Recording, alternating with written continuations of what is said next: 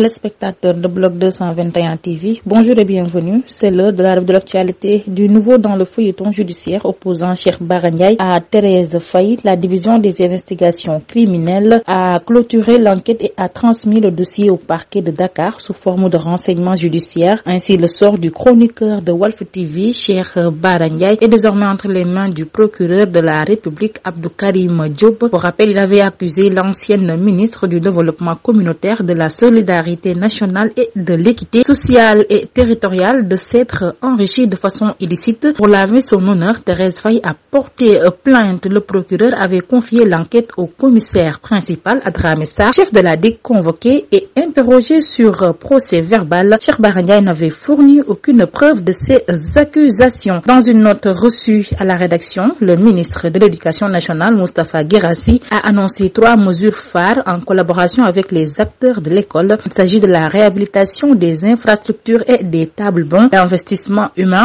Setal Sunu École et l'aménagement d'espaces verts et reboisement autour du thème Un élève, un arbre, une école, un jardin scolaire dans le cadre de l'initiative pour un Sénégal propre, Setal Sunu Réew, instituée par son Excellence le président de la République Bassirou Diomaye Diakhar Faye, dans la perspective de l'organisation de vacances citoyennes initiée par le Premier ministre. Le ministère de l'Éducation nationale, à travers sa nouvelle initiative pour la transformation humaniste de l'éducation, compte promouvoir l'éducation environnementale par la sensibilisation de la communauté sur l'importance de la propreté et de l'hygiène dans les structures scolaires. Lit-on dans le document. Le récit complet et dans votre site d'information blog221.com. La région de Saint-Louis Nord est globalement bien approvisionnée en denrées de consommation courante. En prélude à la Tabaski, la fête musulmane à commémorer le 17 juin prochain au Sénégal, a assuré le commissaire aux enquêtes économiques et directeur régional du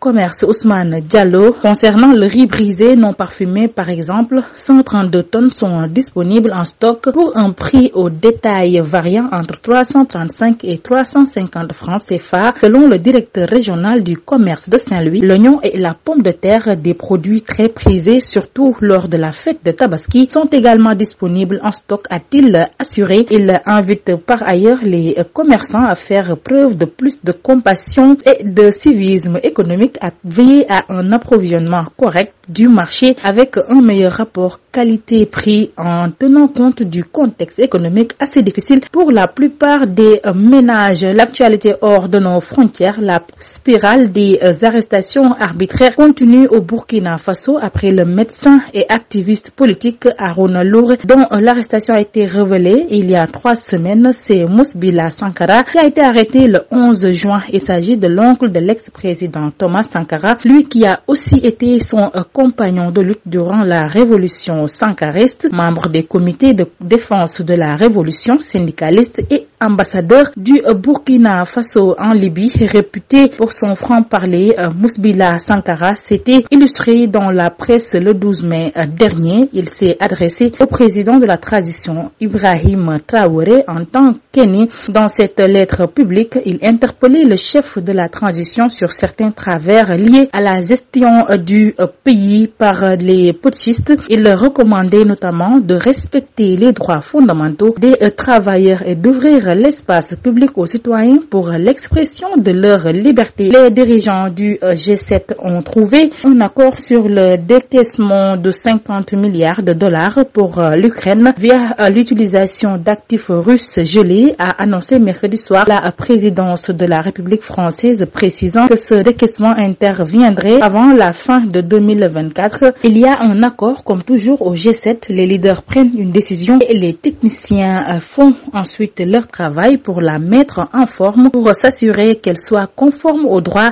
aux règles des finances publiques ou encore aux capacités financières des uns et des autres, a-t-on expliqué. De même source, des dizaines de personnes ont été blessées mercredi en Arménie lors d'une manifestation devant le Parlement pour exiger la démission du Premier ministre Nicole Pachinian après que la police a fait usage de grenades assourdissantes, a rapporté un un photographe de l'APFP. Les manifestants blessés ont été transportés vers des hôpitaux dans des ambulances. Certains avaient des blessures aux jambes ou à l'abdomen.